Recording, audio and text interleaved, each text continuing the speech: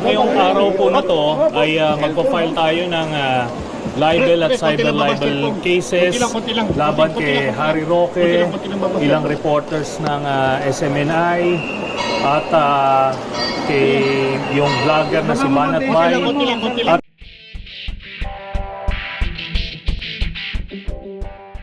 ngayong araw po na to ay magpa-file tayo ng libel at cyber libel cases laban kay Harry Roque, ilang reporters ng SMNI at kay yung vlogger na si Banat Bay at ilang pro Duterte vloggers at trolls, no? At ito ang ating pushback dun sa kanilang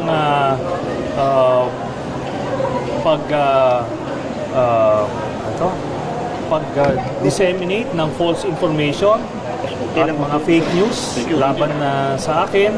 At kaya ngayon nakita natin itong panahon na to ay makakakuha na tayo ng justisya. Hindi natin ito inaasahan nung panahon ni Duterte, kaya ngayon natin naisipan i-file ito.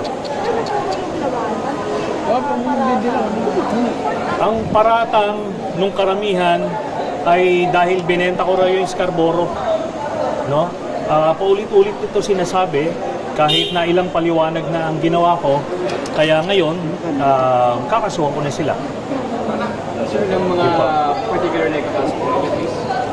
Libel at cyber libel charges.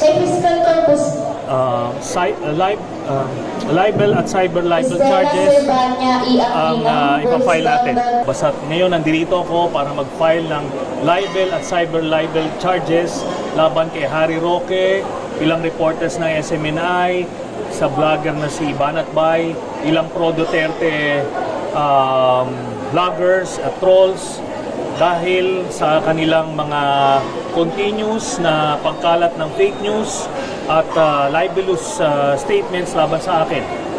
So, yan po ang gagawin natin ngayong araw na ito.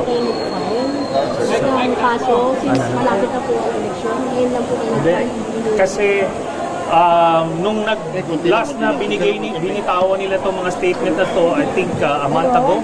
So doon nag-gather na kami ng ebidensya at ipa-file na ito.